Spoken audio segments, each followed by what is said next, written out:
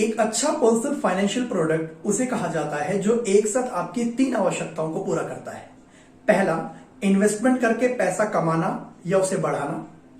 दूसरा, पेंशन के जरिए रिटायरमेंट के बाद की सुविधाओं को जारी रखना। और तीसरा, इंश्योरेंस के तरीके से आपके जीवन को सुरक्षा प्रदान करना। और हमारे देश के करीब 6.5 करोड़ लोग ऐसे ही एक मल्टी डायमेंशनल फाइनेंशियल प्रोडक्ट में अपना पैसा इन्वेस्ट कर रहे हैं जिसका नाम है प्रोविडेंट फंड, जिसको एम्प्लॉय प्रोविडेंट फंड के नाम से भी जाना जाता है। नमस्कार, मैं हूं वंश Mishra, founder of success academy.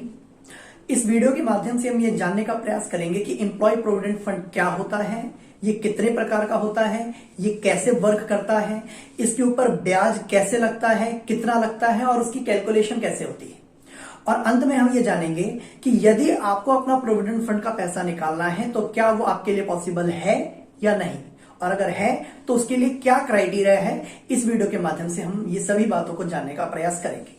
इस वीडियो को अंत तक देखने के बाद आप अपने फ्यूचर फाइनेंशियल प्लानिंग को बेहतर तरीके से एग्जीक्यूट कर पाने में सफल होंगे, ऐसी हमारी आशा है। प्रोविडेंट फंड कोई एक स्कीम नहीं है, बल्कि इसके अंदर इन्वेस्टर्स के 3 अलग अलग उद्देश्यों को पूरा करने के लिए 3 अलग अलग स्कीम्स को शामिल किया गया है, जिसका सबसे पहला और कोर पार्ट है एम्प्लॉय प्रोविडेंट फंड यानी कि ईपीएफ, जिसके अंतर्गत एम्प्लॉय के पैसों को किसी एक जगह इन्वेस्ट किया जाता है और उस पर उसे ब्याज मिलता है, इंटरेस्ट मिलता है, यानी कि हम कह सकते हैं उसके पैसों को ग्रो करने की कोशिश ईपीएफ के इस स्कीम के अंदर की जाती है। पैसा बढ़ता है, पैसा बनता है।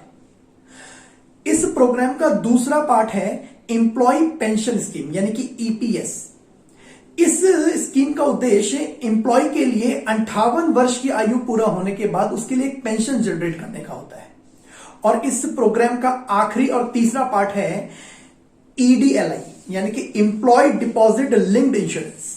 इस स्कीम के तहत एम्प्लॉय को एक तरीके का इंश्योरेंस कवर मिलता है, उसके जीवन को सुरक्षा प्रदान किया जाता है। यहां पर एम्प्लॉय को 7 लाख रुपए तक का एक तरीके से बीमा कवर मिलता है। इस प्रकार अगर हम देखें तो ईपीएफ के अंदर 3 अलग अलग उद्देश्यों को पूरा करने की कोशिश की गई है। पहला, इन्वेस्टमेंट करके पैसों को बढ़ाना। दूसरा, रिटायरमेंट के बाद आपके लिए एक पेंशन जनरेट करना। और तीसरा, आपके लाइफ को कवर करके आपकी फैमिली या आपके नॉमिनी के लिए एक रिस्क कवर करने का कोशिश इस स्कीम के अंदर, प्रोग्राम के अंदर किया गया है। और यहां सबसे अच्छी बात यह है कि आपको 3 अलग अलग जगह पर रजिस्ट्रेशन करवाने की जरूरत नहीं है। आप एक बार रजिस्ट्रेशन करवा के अपने आप को सिर्फ एम्प्लॉय प्रोविडेंट फंड में रजिस्ट्रेशन करवा के तीनों स्कीम्स का बेनिफिट एक साथ ले सकते हैं। पहली नजर में अगर ईपीएफ को देखें तो इसके काम करने का तरीका बहुत सिंपल लगता है, जिसमें एम्प्लॉय अपने सैलरी से एक स्पेसिफाइड अमाउंट ईपीएफ में जमा करवाता है और बाद में एम्प्लॉयर भी उतना ही अमाउंट उसके उस अकाउंट में कंट्रीब्यूशन देता है। और इस कंबाइंड अमाउंट को बाद में ईपीएफओ यानी कि एम्प्लॉय प्रोविडेंट फंड ऑर्गेनाइजेशन के पास जमा करा दिया जाता है, जिस पर एम्प्लॉय को एनुअली इंटरेस्ट दिया जाता है। लेकिन जितना सिंपल ये देखने में लगता है उतना सिंपल ये है नहीं। ईपीएफ की शुरुआत होती है सैलरी से, और जब हम सैलरी की बात करते हैं तो ईपीएफ में सैलरी के सिर्फ 2 कंपोनेंट को ही शामिल किया जाता है। पहला बेसिक पे और दूसरा डियरनेस अलाउंसेस। इसका मतलब कोई भी दूसरा कंपोनेंट जैसे एचआरए, कमीशन, बोनस, इनको ईपीएफ की कैलकुलेशन में सैलरी के डेफिनेशन में कंसीडर नहीं किया जाता। अब जनरली अगर देखा जाए तो प्राइवेट सेक्टर डीए नहीं देती, डियरनेस अलाउंसेस नहीं देती जनरली, तो वहां पर सिर्फ बेसिक पे के बेसिस पर ही ईपीएफ की कैलकुलेशन की जाती है। एलिजिबिलिटी की तो वर्तमान नियम के हिसाब से 20 या उससे ज्यादा एम्प्लॉय वाले ऑर्गेनाइजेशन को पीएफ के लिए रजिस्ट्रेशन करवाना अनिवार्य होगा और उसके लिए अपने एम्प्लॉयज को ईपीएफ का बेनिफिट देना जरूरी होता है। इसके अलावा 20 से कम एम्प्लॉय वाले ऑर्गेनाइजेशन भी अब अगर चाहें तो स्वेच्छा से इसके लिए रजिस्ट्रेशन करवा सकते हैं। इसके साथ ही किसी एम्प्लॉय की सैलरी अगर 15,000 रुपए तक है तो उसे भी ईपीएफ का बेनिफिट देना अनिवार्य है। बहुत से लोगों के मन में यह सवाल है कि क्या ईपीएफ के प्रोग्राम से बाहर निकला जा सकता है? तो इसका जवाब है हां। जब आप अपना करियर स्टार्ट कर रहे होते हैं, यानी जब आप पहली बार 15,000 रुपए से ज्यादा की सैलरी पर किसी कंपनी को या किसी ऑर्गेनाइजेशन को ज्वाइन करते हैं, तो ऐसे केस में क्योंकि अभी तक आपने एक बार भी ईपीएफ में कंट्रीब्यूशन नहीं दिया है, तो आप फॉर्म 11 भरकर खुद को ईपीएफ के दायरे से बाहर कर सकते हैं और फिर बाद में जब चाहें आप खुद को ईपीएफ के लिए एनरोल भी करवा सकते हैं। परंतु यदि एक बार आप ईपीएफ के लिए एनरोल हो जाते हैं तो तब तक आप इससे बाहर नहीं निकल सकते जब तक आप कोई ऐसी कंपनी ना ज्वाइन कर लें जो ईपीएफ के दायरे में आती ही ना हो। हालांकि ऐसा होने के चांसेस काफी कम है। चलिए समझते हैं कि ईपीएफ कैसे काम करता है। हर एम्प्लॉय की बेसिक सैलरी से 12% ईपीएफ कटता है और इतना ही परसेंट उसके एम्प्लॉयर द्वारा भी कंट्रीब्यूशन दिया जाता है। मतलब 12% और 12% मिलकर हो गए 24%। लेकिन यह पूरा 24% आपकी ईपीएफ में जमा नहीं होता।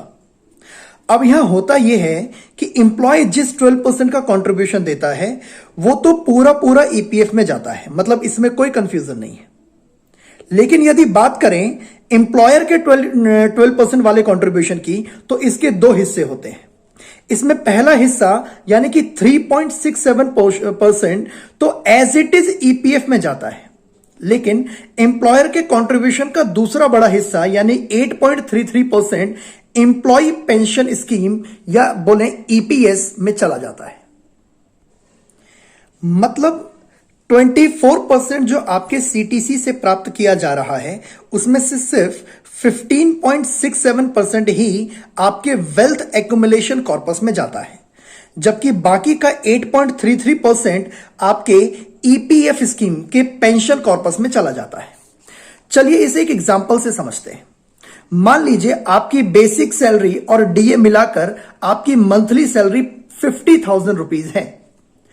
पहला स्टेप है एम्प्लॉय का ईपीएफ में कंट्रीब्यूशन जो कि ₹50,000 का 12% यानी कि 6,000 रुपीज है, और दूसरा स्टेप है एम्प्लॉयर का कंट्रीब्यूशन जिसे दो हिस्सों में बांटा जाता है।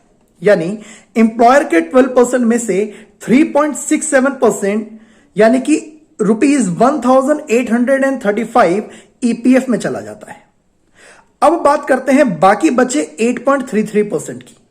यहां पर एक कॉम्प्लिकेशन है क्योंकि यह सीधा 50,000 रुपीज का 8.33% नहीं है। ऐसा इसलिए है क्योंकि ईपीएस में कंट्रीब्यूशन के कैलकुलेशन के नियम के हिसाब से यह जरूरी है कि सैलरी 15,000 रुपीज होनी चाहिए।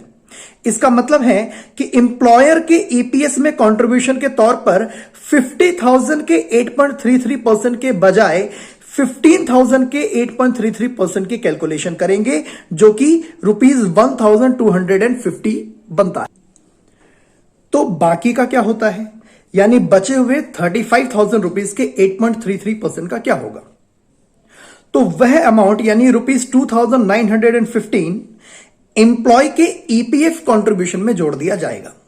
अब इन सबको अगर एक साथ जोड़ा जाए तो एम्प्लॉयर का ईपीएफ में टोटल कंट्रीब्यूशन 50,000 का 3.67% यानी कि करीब 1,835 रुपीज और 35,000 का 8.33% यानी कि 2,915 रुपीज, तो कुल मिलाकर बने ₹4,750 का कंट्रीब्यूशन एम्प्लॉयर ने आपके अकाउंट में कर दिया। तो फाइनली इस केस में 50,000 रुपए का 24% मतलब 12,000 को ईपीएफ में 10,750 एंड ईपीएस में 1,250 के तौर पर बांटा जाता है।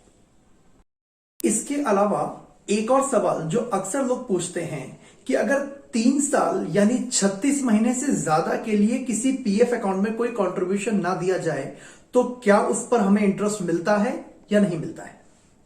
तो इसका जवाब यह है कि फाइनेंशियल ईयर 2011-12 में ईपीएफओ ने उन अकाउंट्स पर जिसमें 3 साल यानी कि 36 महीने से कोई कंट्रीब्यूशन ना किया गया हो पर कोई भी ब्याज ना देने का डिसीजन लिया था। इसका कारण यह था कि सरकार लोगों को पीएफ अकाउंट को अवॉइड करने से रोकना चाहती थी, परंतु इस सरकार के इस फैसले का चौतरफा विरोध हुआ और आखिरकार नवंबर 2016 ने अपने इस फैसले को विड्रॉ कर लिया। तो इसका मतलब यह है कि आज की तारीख में अगर आपका अकाउंट इनएक्टिव भी है, 3 साल से ज्यादा से अगर आपने उसमें कोई कंट्रीब्यूशन नहीं भी किया है, तो उस पर भी आपको एज इट इज इंटरेस्ट मिलता रहेगा जब तक कि उस अकाउंट का होल्डर 58 इयर्स के एज को क्रॉस ना कर ले। ऐसी 3 सिचुएशंस हैं जिसमें आप ईपीएफ का 100% पैसा विड्रॉ कर सकते हैं। पहला, अकाउंट होल्डर के 58 ईयर्स के पूरे हो जाने पर। दूसरा, जब अकाउंट होल्डर 2 महीने या उससे ज्यादा के लिए अनएम्प्लॉयड होता है तो वो अपना 100% ईपीएफ का पैसा विड्रॉ कर सकता है। और तीसरा, अकाउंट होल्डर के असमय मृत्यु हो जाने की स्थिति में भी अगर वो चाहे तो अपना ईपीएफ का पैसा उसके नॉमिनी के द्वारा निकाला जा सकता है। ईपीएफ यानी कि एम्प्लॉय प्रोविडेंट फंड रिटायरमेंट के लिए पैसे इकट्ठे करने का कोई एकमात्र विकल्प नहीं है। इसके अलावा भी PPF, NPS, fixed deposit, mutual fund यानी बहुत सारे ऑप्शंस मार्केट में अवेलेबल हैं। परंतु फिर भी ईपीएफ एक बेहतर टूलकिट है और कई सारे इन्वेस्टर्स का ध्यान अपने ओर आकर्षित करता है। इसके कुछ कारण हैं। पहला, ईपीएफ एक अच्छा इंटरेस्ट ऑफर करता है। दूसरा, ये एक टैक्स ओरिएंटेड टूलकिट है, यानी कि ये एग्जम्प्ट के पैकेज के साथ आपको मिलता है। तीसरा, कि इसमें रिस्क बहुत कम है। इसके पीछे सरकार गारंटी के रूप में आपके साथ खड़ी रहती है और ये आपको पेंशन का बेनिफिट भी देता है जो बहुत कम टूल किट में आपको मिलता है। और सबसे इंपॉर्टेंट कि इसे ऑपरेट करना बहुत आसान है, यानी कि आसानी से अकाउंट ओपन करता है। आप बस एक फॉर्म भरते हैं, बाकी आपका एचआर डिपार्टमेंट सब कुछ संभाल लेता है। तो इसी के साथ हम इस वीडियो को समाप्त करते हैं। आई होप कि आपको यह वीडियो पसंद आया होगा और ईपीएफ के बारे में जानने में आपको काफी मदद मिली होगी। इस वीडियो को लाइक करना, सब्सक्राइब करना, कमेंट करना और सबसे इंपॉर्टेंट अपने फ्रेंड्स के साथ शेयर करना ना भूलें। आप जब इसे शेयर करते हैं तो हमें मोटिवेशन मिलता है। अगले हफ्ते एक नई वीडियो में मैं आपको शेयर मार्केट के बारे में जानकारी देने का प्रयास करूंगा। तब तक के लिए नमस्कार, धन्यवाद।